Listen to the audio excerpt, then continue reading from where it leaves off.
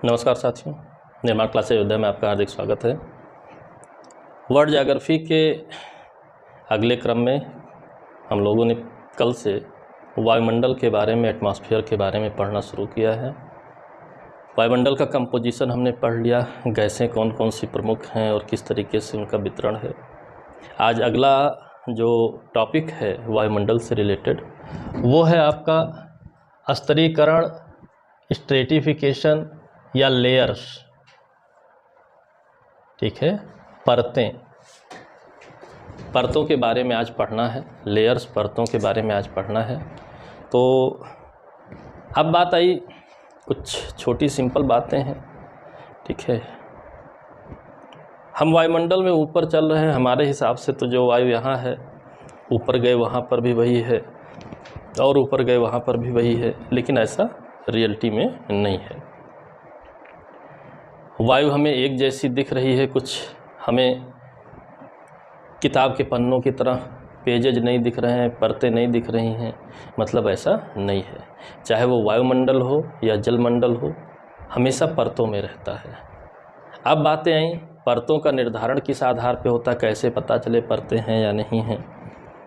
पारगम area है atmosphere, प्रकाश की तरंगें अपना आती जाती रहती हैं, तो हमें लगता है कि बीच में सब कुछ एक ही जैसा है, लेकिन ऐसा नहीं है। विज्ञान के विस्तार के साथ आपको तमाम बातें, नई नई बातें पता चली। उसमें यह भी पता चला कि जब हम वायुमंडल में भी देखें तो अलग अलग प्रकृति की, अलग अलग नेचर की परतें हैं। अब कहीं पर गए गर्मी लगी, कहीं पर गए ठंडी लगी, कहीं पर ज़्यादा दबाव महसूस हुआ, कहीं पर कम दबाव महसूस हुआ। तो ये हमें महसूस होता था, लेकिन अब विज्ञान बताता है कि महसूस क्यों होता था। तो यह स्पष्ट हुआ कि वायुमंडल परतों में विभाजित है। हर परत का अपना नेचर है, अपनी प्रकृति है, अपने कंपोजिशन है उनकी, उसी के हिसाब से उनका बिहेवियर होता है। ठीक है, उसी के हिसाब से बिहेवियर होता है। तो वही आज परतों के बारे में पढ़ना है, हमें स्तरीकरण करना है कि किन किन स्तर में क्या क्या है। और हर वर्ष यहाँ से आपका प्रश्न आता है। पहले कुछ सिंपल प्रश्न आते थे कि निचली सीमा का क्या नाम है, ऊपरी सीमा का नाम क्या है, अभी भी आते हैं। लेकिन अब जो भी सीमाएं हैं, जो भी बातें हैं, उनसे जोड़ करके उनमें होने वाली गतिविधियाँ, गतिविधियों के कारण या अन्य प्रकार के प्रश्न, हमारे आपके दैनिक जीवन से कोई रिलेटेड प्रश्न भी हो सकते हैं कि कोई प्रभाव पड़ रहा हो, वो भी पूछा जा रहा है। ठीक है, तो वो क्या है। अभी जैसे हाल फिलहाल का, अभी वापस लौटते हैं, हाल फिलहाल का अगर उदाहरण लिया जाए तो अरोरा शब्द हमारा नया प्रश्न बना है। अरोरा बोरियालिस, अरोरा ऑस्ट्रियालिस। अब बात आई, किताबों में उस तरीके से चर्चा में नहीं है, लेकिन अब मीडिया की बढ़ती भूमिका, तमाम तरीके से चीज़ें जो है आ रही हैं, तो हम देखते हैं कि व्यवहारिक जीवन में बहुत जगहों पर लेज़र लाइट शो होते हैं, स्पेशल इफ़ेक्ट बनाए जाते हैं। ये नेचुरल स्पेशल इफ़ेक्ट है। लगातार प्रश्न आ रहा है। अब इसके बेसिक कॉन्सेप्ट को नहीं समझेंगे तो ये कॉन्सेप्ट से जुड़ा हुआ प्रश्न है, तो वो पूछ रहा है, तो हमें आपको समझना पड़ेगा। तो क्रमशः हम देखते हैं क्या है विभिन्न परतें। वायुमंडल का स्तरीकरण करते समय बेसिक बातें क्या हैं, तो हम देखते हैं अलग अलग घनत्व, डेंसिटी। ठीक है, अलग अलग घनत्व और तापमान, ठीक है, टेम्परेचर की विभिन्न परतों में पाया जाता है। यानी कि हमने जो परतों का डिवाइडेशन किया, उसके सबसे प्रमुख कंटेंट के रूप में हमने क्या लिया, डेंसिटी को लिया, तापमान को लिया। ठीक है, ये डेंसिटी और तापमान का भी भिन्नता इनमें उपस्थित गैसों के कारण होती है। और जो सामान्य विज्ञान आप जानते हैं, बस उतनी ही अपनी अकल लगाइए, सारा चीज़ आपके हाथ में रहेगा। एक्स्ट्रा लगाएंगे, जबरन इधर उधर की बात को जोड़ेंगे तो समस्या रहेगी, समझ में भी नहीं आएगा। इससे अच्छा है सामान्य अध्ययन पढ़ना है, सामान्य विज्ञान पढ़ना है, सामान्य नॉलेज होनी चाहिए, उत्तर हमें सभी मिल जाएंगे। अब बात आई, जब डेंसिटी अलग है, टेम्परेचर अलग है, तो कारण अगर पूछे तो सिंपल सी बात है, ग्रेविटेशनल फोर्स कल चर्चा हुई थी हमारी, कल के वीडियो में आप देखिएगा। ऊंचाई बढ़ने के साथ ग्रेविटेशनल फोर्स में कमी आती है। मॉलिक्यूल का जो मास होता है उस पर निर्भर करता है कितना ग्रेविटेशनल फोर्स अप्लाई होगा। तो जो भारी गैसें हैं वो नीचे की ओर आ जाएंगी, जो हल्की गैसें हैं ऊपर की ओर रहेंगी। तो भारी गैसें जब नीचे की ओर आएंगी, मॉलिक्यूल्स बड़े बड़े हैं, तो जाहिर सी बात है डेंसिटी ज़्यादा बढ़ जाएगी। सिंपल बातें हैं, ठीक है। तो वही सब बातें मिलेंगी, एक कॉमन सेंस रखेंगे, आपको कभी गलती नहीं होनी है, ठीक है। तो विभिन्न घनत्व के विभिन्न तापमान की भिन्न भिन्न परतें पाई जाती हैं, और इसका विस्तार, यह भी एक बड़ा इम्पॉर्टेंट प्रश्न है कि विस्तार किस प्रकार से है, कितना विस्तार है, ठीक है। देखिए, आसमान में देखेंगे तो सब कुछ अनंत है, लेकिन वायुमंडल की अपनी एक सीमा है, और उस सीमा में भी कहीं तक तो एहसास होता है, उसके बाद कहाँ गायब हो जाता है वायुमंडल हमें समझ में नहीं आता है, इतना ज़्यादा विरल हो जाता है। क्योंकि ऊंचाई पर जब ग्रेविटेशनल फोर्स की कमी होगी तो गैसें स्थिर रहेंगी नहीं, अंतरिक्ष में बिखर जाएंगी। बहुत सिंपल सी बातें हैं। तो विस्तार लगभग 10,000 किलोमीटर तक माना जाता है, ठीक है। 10,000 किलोमीटर तक माना जाता है, लेकिन ये 10,000 किलोमीटर की जब ऊंचाई पर आप पहुंचेंगे, इतना विरल है कि मान लिया जाता है सब समाप्त हो गया है, वायुमंडल का अस्तित्व नहीं है, ठीक है। तो परतें अलग अलग हैं, 10,000 किलोमीटर तक विस्तार है, लेकिन जो हम परतों को पढ़ते हैं वो 1,000 किलोमीटर तक ही पढ़ते हैं। इसलिए कि थोड़ी बहुत जो कहानी आप जान सकते हैं, थोड़े बहुत सिम्टम्स आप जान सकते हैं, नेचुरली वहाँ क्या हो रहा है अगर जान सकते हैं तो 1,000 किलोमीटर तक जान सकते हैं, उसके बाद तो वो भी नहीं जान पाएंगे।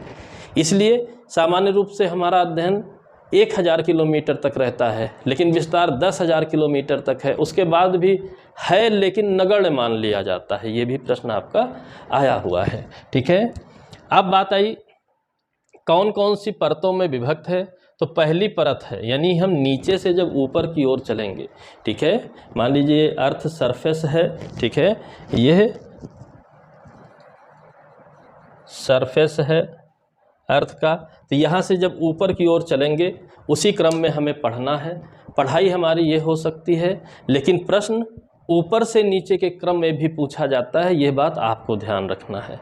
हमें पढ़ना है सरफेस से ऊपर जाते समय, लेकिन प्रश्न ऊपर से सरफेस की ओर आते समय भी कई बार पूछा हुआ है, तो ये आपको ध्यान रखना है, ठीक। पहला है क्षोभ मंडल ट्रोपोस्फेयर। अच्छी बात, क्षोभ मंडल ट्रोपोस्फेयर, इसमें क्या है, सबसे निचला संस्तर है, यानी सरफेस से सटा हुआ संस्तर है, जिसकी ऊंचाई 8 किलोमीटर से लेकर के 18 किलोमीटर तक है।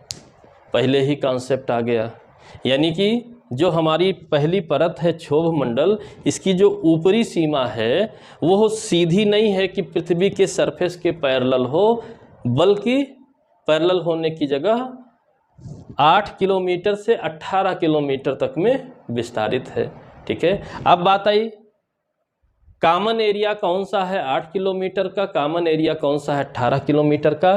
तो हमें उत्तर मिलता है 8 किलोमीटर ऊंचाई पोल्स के पास होगी, 18 किलोमीटर के लगभग की ऊंचाई इक्वेटर के ऊपर होगी।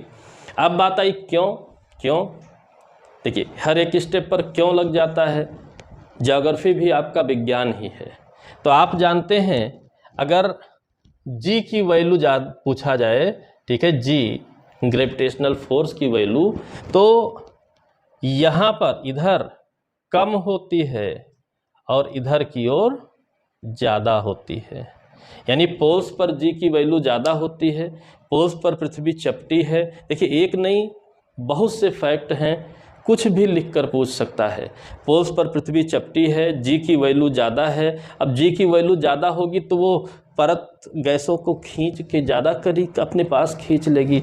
8 किलोमीटर ऊंचाई है, लेकिन इक्वेटर पर जी की वैल्यू कम है। अब जी की वैल्यू कम है तो थोड़ा सा ताकत ज़्यादा लग गई, कैसे और ऊंचाई तक रह गई। तो 8 से 18 किलोमीटर की ऊंचाई पर यह फैला हुआ है। इधर आपका इक्वेटर होगा तो इधर आपका पोल्स होंगे, यानी कि इक्वेटर और पोल्स में, ठीक है, इधर आपका पोल्स है तो इधर आपका इक्वेटर है, ठीक है। यानी कि पोल्स पर 8 ही किलोमीटर तक इस क्षोभ सीमा की ऊंचाई मानी जाएगी और इक्वेटर पर 18 किलोमीटर तक। कारण ग्रेविटेशनल फोर्स, सीधा कारण ग्रेविटेशनल फोर्स, आप याद रखे रहिए, कोई समस्या नहीं। इसके अलावा भी कारण है। आप जानते हैं पोल्स पर ठंडक होती है, इक्वेटर पर गर्मी होती है। गर्मी में गैसें फैल जाती हैं, ठंडी में गैसें सिकुड़ जाती हैं, सिंपल सी बात है, ठीक है। मौसमी गतिविधियां इक्वेटर पर ज़्यादा हैं, पोल्स पर कम होती हैं। तमाम ऐसे कारण हैं जिसकी वजह से ऐसी ऊंचाई पाई जाती है, लेकिन मुख्य कारण ग्रेविटेशनल फोर्स है, ठीक है, ध्यान रखे रहिएगा। फिर जब हम ऊंचाई, एक बात हमने साइंस में पढ़ रखी है, ऊंचाई बढ़ने के साथ तापमान में गिरावट आने लगती है, ठीक है। तो सामान्य ताप पतन दर, यानी कि इसे एक सामान्य ताप पतन दर के रूप में भी जाना जाता है, और उसे कहते क्या है, नॉर्मल लैप्स रेट कहा जाता है। टेम्परेचर की नॉर्मल लैप्स रेट हम सिर्फ और सिर्फ क्षोभ सीमा में निकालते हैं, यानी क्षोभ मंडल के भीतर निकालते हैं। और वो क्या है, 100 मीटर ऊंचाई, 165 मीटर ऊंचाई बढ़ने पर 1 डिग्री सेंटीग्रेड, 1 किलोमीटर ऊंचाई पर 6.5 डिग्री सेंटीग्रेड की कमी आ जाती है, यानी कि पतन हो जाता है, कमी आ जाती है। कमी की दर है ये, नॉर्मल लैप्स रेट है टेम्परेचर का, और यह क्षोभ मंडल के भीतर होता है। इस बात को आपको जान के रखना है, ठीक है। 165 मीटर ऊंचाई आप जाएंगे, 1 डिग्री टेम्परेचर घटेगा, ठीक, और 1 किलोमीटर ऊंचाई जाएंगे आप तो 6.5 डिग्री सेंटीग्रेड घटेगा, ठीक। मज़ेदार बात, बहुत व्यवहारिक क्वेश्चन पूछते हैं, ठीक है, बहुत व्यवहारिक क्वेश्चन पूछते हैं। कभी कभी इस तरह भी पूछा गया है, अन्य भी क्वेश्चन अन्य एरियाज से भी पूछे गए हैं। मान लीजिए आप एक ऊंची बिल्डिंग बनाते हैं, बुर्ज खलीफा में घूमने जा रहे हैं, तो ऊंचाई बढ़ने के साथ अगर टेम्परेचर हरासमेंट बढ़ेगा तो बुर्ज खलीफा में ऊंचाई की ओर टेम्परेचर कम मिलेगा, निचले हिस्से में टेम्परेचर ज़्यादा मिलेगा। ऐसा कुछ लिख करके भी पूछ सकता है, ठीक है। आप सचेत रहिए, कोई समस्या नहीं रहेगी। लेकिन थ्योरेटिकल में उलझे हैं, प्रैक्टिकल नहीं समझ रहे हैं, प्रैक्टिकल में उलझे हैं, थ्योरेटिकल नहीं समझ रहे हैं, तो कोई फ़ायदा नहीं होगा। दोनों को मिला के समझना है, दोनों को मिला करके हमें जानना है, ठीक है। Normal lapse rate of temperature यही है, ठीक। अब बात आई, समस्त मौसमी गतिविधियाँ यही होती हैं। मज़ेदार बात यह है कि ये जो बारिश हो रही है, बिजली चमक रही है, ठीक है, बादल बन रहे हैं, ये सारी मौसमी गतिविधियां मतलब वर्षा से ही ज़्यादा मतलब होता है, ठीक है। ये इसी सीमा में होती हैं, इसके ऊपर नहीं होती हैं, क्षोभ मंडल के भीतर ही होती हैं। सैकड़ों बार प्रश्न पूछा हुआ है, समस्त मौसमी गतिविधियां इसी में होती हैं, ठीक है। और क्षोभ सीमा के निकट अत्यंत तीव्र गति से पवन जेट्स चलती हैं, जिन्हें जेट स्ट्रीम कहते हैं। आप जानते हैं, आगे हम लोग बढ़ेंगे, आगे पढ़ेंगे तो हमें jet streams most important question के रूप में मिलेगा। बहुत जगह वायुदाब के वितरण में, वायु के वितरण में बार बार जेट स्ट्रीम ऐसा शब्द आएगा, तो अभी से सचेत रहिए। क्षोभ सीमा के निकट यानी कि यहाँ पर, ठीक है, यहाँ पर जेट स्ट्रीम्स चलती हैं, इस बात को आप याद रखे रहिए, कोई समस्या नहीं होगी। यानी कि इसकी ऊंचाई में डिफरेंस मिलता है, मौसमी गतिविधियां होती हैं, टेम्परेचर हरासमेंट होता है, ये सारी बातें आपसे पूछी जाएंगी, आपको सचेत रहना है, ठीक। दूसरा मंडल है समताप मंडल, जथो नाम तथो गुणों वाली स्थिति है। स्ट्रेटोस्फीयर यानी कि यहाँ तापमान की समानता पाई जाती है, स्थिरता पाई जाती है, ये स्थिर मंडल भी है, ठीक है, स्थिर है, स्टेबल है, बहुत ज़्यादा यहाँ हौच पौच की स्थिति नहीं है, ठीक है। हवाएं डिस्टर्ब नहीं कर रही हैं, जो करना है क्षोभ मंडल में ही कर रही हैं, ज़्यादा कुछ डिस्टर्बेंस नहीं है, स्थिरता है, समताप मंडल कहा जाता है। यह क्षोभ सीमा के ऊपर 50 किलोमीटर ऊंचाई की एक परत होती है, जैसा कि आप यहाँ देख रहे हैं, ये क्षोभ सीमा है, इसी से ऊंचाई यहाँ तक आएगी आपकी, ठीक है, और ये सीमा का निर्धारण हो जाता है 50 किलोमीटर ऊपर।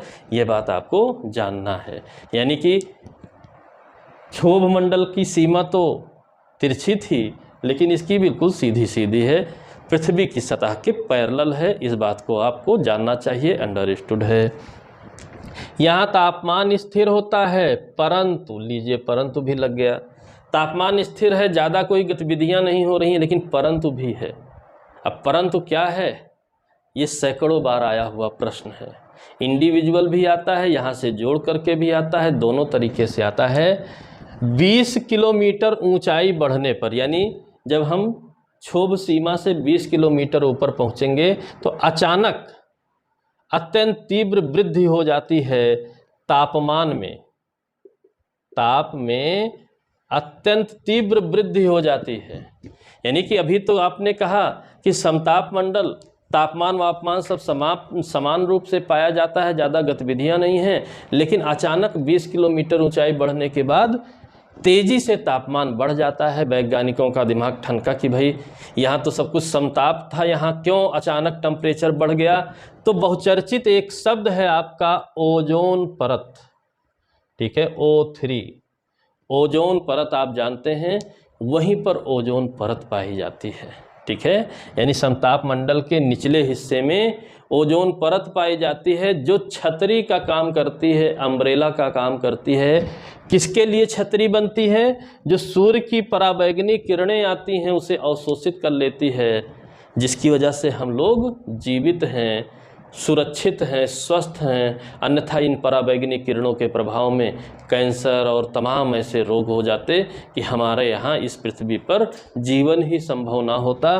और ओजोन परत ने इसे अवशोषित कर लिया, अवशोषण कर लिया। अब बात आई पराबैंगनी किरणें जो होती हैं, इनमें एनर्जी है, इनमें एनर्जी है, तो इन्हें अवशोषित कर लेंगी तो क्या होगा? टेम्परेचर हाई हो जाएगा। तो यही ओजोन परत की जो सीमा होती है, ओजोन परत की जो लेयर होती है, वहीं पर क्या होता है? वहीं पर पराबैंगनी किरणें अवशोषित होकर के टेम्परेचर को अचानक बढ़ा देती हैं। बाकी पूरे समताप मंडल की जो स्थिति है वो क्या है? सामान्य है, ठीक है, ज़्यादा मूवमेंट नहीं है। इसी वजह से मौसमी गतिविधियां नहीं हैं, मुक्त है। वायुयान चालक विमान उड़ाना पसंद करते हैं। यानी कि आपको हवाई जहाज़ उड़ाना होगा तो कहाँ उड़ाएंगे? स्ट्रेटोस्फीयर में उड़ाएंगे हवाई जहाज़।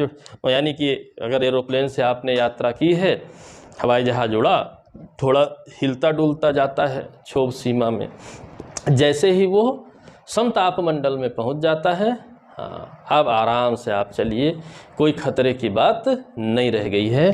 तो वायुयान चालक यहीं पे अपने प्लेन को उड़ाते हैं। अभी तो आपका सैटेलाइट का ज़माना आ गया है ज़्यादा, लेकिन पहले मौसमी गुब्बारे होते थे, अभी भी होते हैं, कम देखने को मिलते हैं।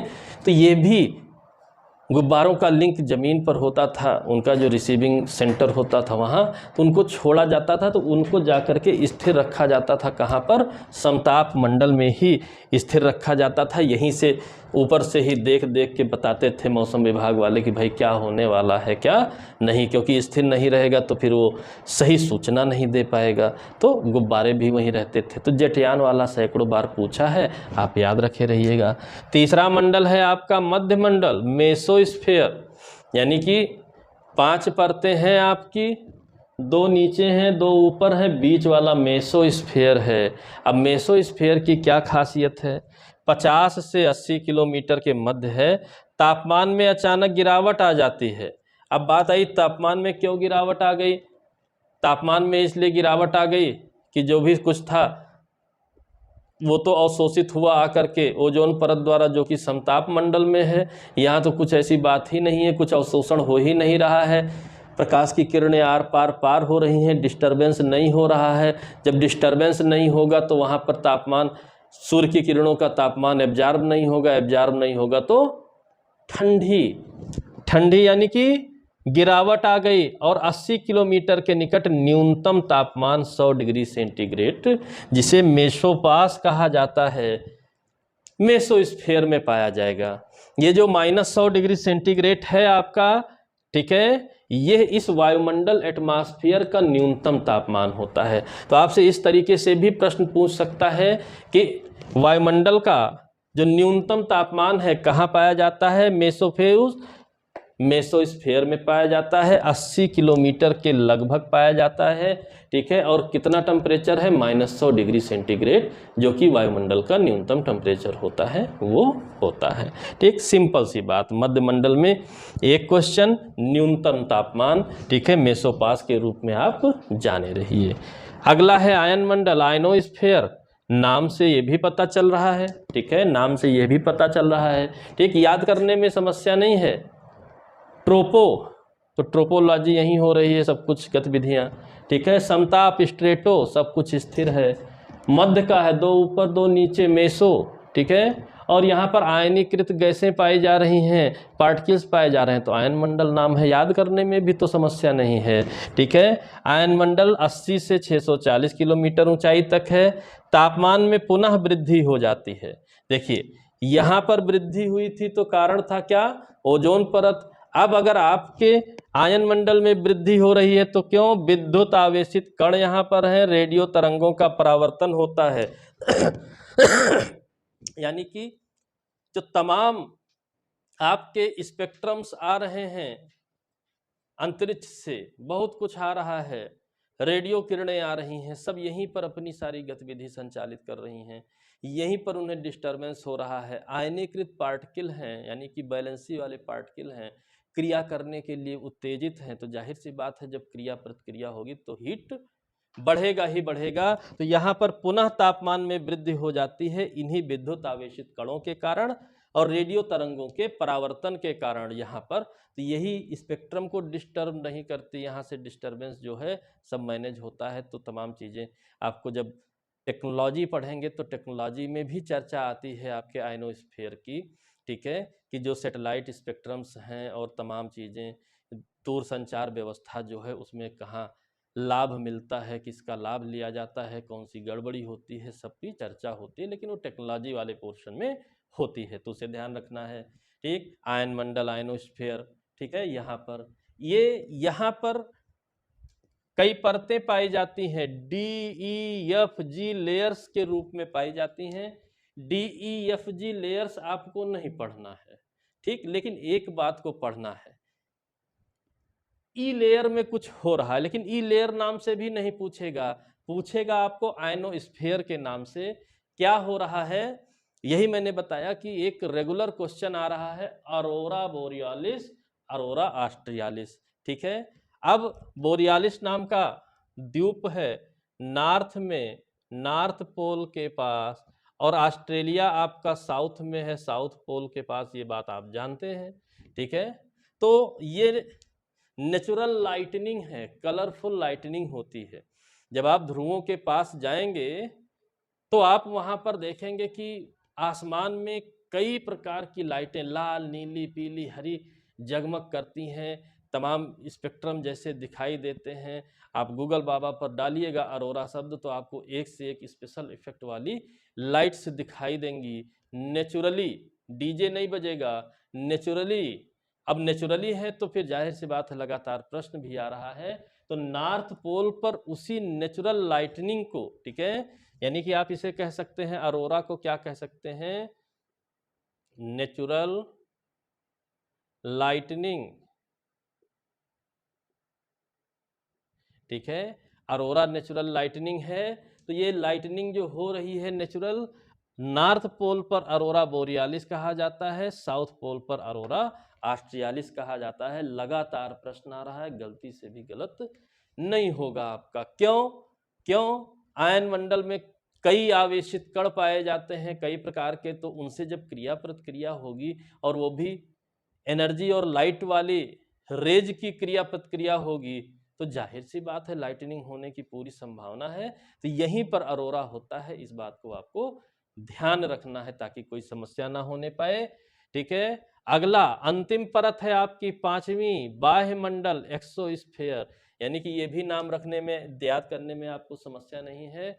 बाह्य मंडल है, बाह्य मंडल माने बाहर की ओर, ठीक है। अब बाहर मतलब सबसे बाहर है, ये सबसे बाहर है।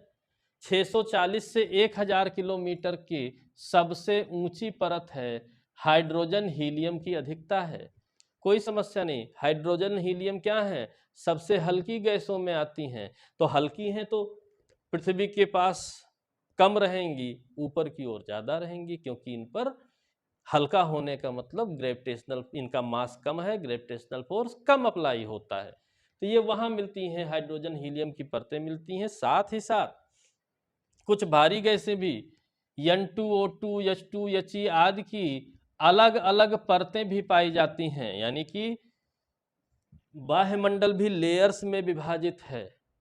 हाइड्रोजन, हीलियम, नाइट्रोजन, ऑक्सीजन की परतों में विभाजित है। यह भी प्रश्न पूछता है। ठीक है, ये कंपाउंड के रूप में नहीं है, ये परतों के रूप में है, परतों में विभाजित है। विद्युत आवेशित कण भी यहाँ पर पाए जाते हैं, विद्युत आवेशित कण भी यहाँ पर पाए जाते हैं, इसको ध्यान रख के रहिए। ठीक है, तो ये क्या होते हैं, ये क्या होते हैं यहाँ पर। ठीक है, देखिए सैटेलाइट है, आपका सैटेलाइट है,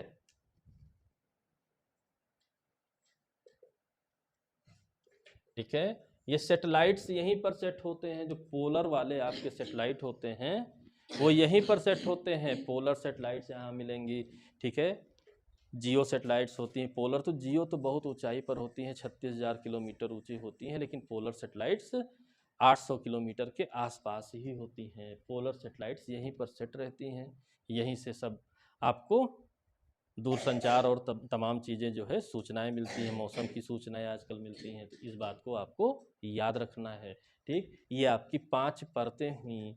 ठीक है, बहुत सिंपल सी। क्षोभ मंडल यानी ट्रोपोस्फेयर, ठीक है, समताप मंडल यानी स्ट्रेटोस्फेयर, मध्य मंडल यानी कि मेसोस्फेयर, आयन मंडल यानी कि आयनोस्फेयर, बाह्य मंडल यानी कि एक्सोस्फेयर। ठीक है, EIMST। ठीक है, तो ये आपकी 5 परतें हैं। यही वायुमंडल का स्तरीकरण है। इन्हीं स्तरों में वायुमंडल आपका विभाजित है। कोई ऐसा साल नहीं बचता है जब यहाँ से प्रश्न ना आता हो। अब आपका सीधा ना आकर के कॉन्सेप्ट बेसिस आता है, इसलिए थोड़ी बहुत कहानी आपको जानना जरूरी है। तो इन चीज़ों को जानते हुए पढ़िए ताकि आपको कोई समस्या न होने पाए। ठीक है, और इसके साथ साथ आपको इसकी PDF की ज़रूरत है, तो PDF के लिए आप प्ले स्टोर से निर्माणा क्लासेज अयोध्या आप डालेंगे, ऐप मिल जाएगा जहाँ पे PDF सारे अवेलेबल हैं, और भी काम के जो है PDFs हैं वहाँ से आप ले सकते हैं, कलेक्ट कर सकते हैं, ताकि किसी भी प्रकार की आपको समस्या ना हो। बहुत किताबें और इधर उधर ढूंढने से बेहतर है एक जगह संकलित है, उसका लाभ आप लोग उठाइए। ठीक है, और इसी के साथ वीडियो पसंद आई हो लाइक कीजिए, शेयर कीजिए, सब्सक्राइब कीजिए, चैनल को और आप लोग मेंटेन कराइए। इसीलिए GS का चैनल आपका अलग हो गया है, ताकि GS के हर प्रकार के मैटर, टॉपिक वाइज सभी चीज़ें आपको उपलब्ध रहें। PDF आप ऐप से प्राप्त कर सकते हैं। सारी चीज़ों को आप लोग मेंटेन करिए, आप लोगों का सहयोग रहेगा तो हर चीज़ बेहतर रहेगा। अगले वीडियो, अगले पार्ट तक के लिए जय हिंद, जय भारत, धन्यवाद।